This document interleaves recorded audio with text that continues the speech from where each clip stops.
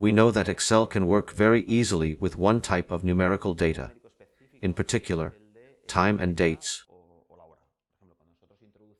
For example, when we enter a quantity like 12/12/12, we're telling it that, with the construction of these two slashes separating these three numbers, we're telling it that this is a number, but it is a date data.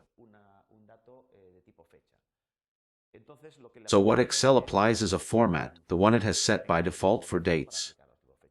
Something similar happens with the hours, for example, 13:13. It is time that it is going to enter with this format.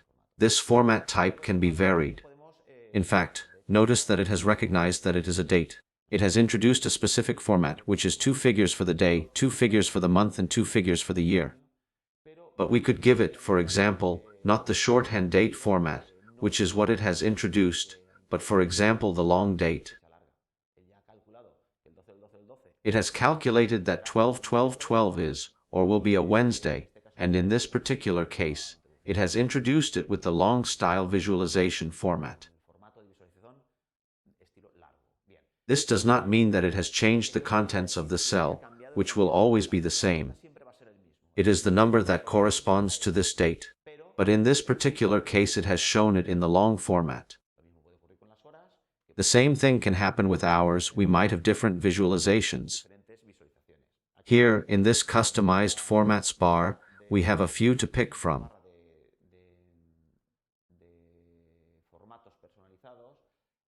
Nevertheless, we can apply many others by accessing the cell format dialog box we are seeing on the screen right now.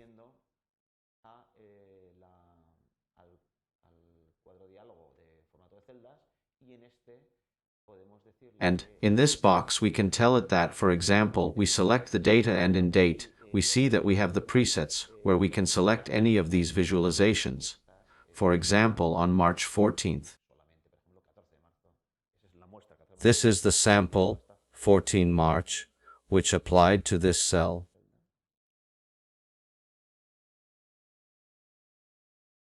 It would give us, for example, this. We have a series of formats that I can use for dates. Logically, in our data table, we will have many tabulated dates, and we will want to give them all the same format for consistency's sake. So, if we don't want the default format, we would select the one we did want out of all of these, and we would apply it. This may also occur with the hours. Remember that numerical data for time and dates are the same. Those that refer to days are whole, those that refer to the time are decimals. And they can work independently, one in each cell, or they can be mixed since each date also has a corresponding time. If the data is whole, for example, this date, I have not added any time. In this particular case it will be this same day at 0 hours. But it could be a data, for example, 7th July 2007. It could be at 7:7.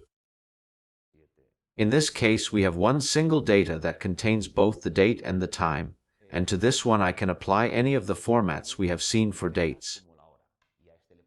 It would only show the dates, or for the time it would only show the time, or for dates and times, it would show this date at this time. Finally, let's remember that we do have many visualization options to make our spreadsheet more elegant. In a way, it does allow us to bring the viewer's attention wherever we want to. I do hope today's lesson has been useful. See you in the next one.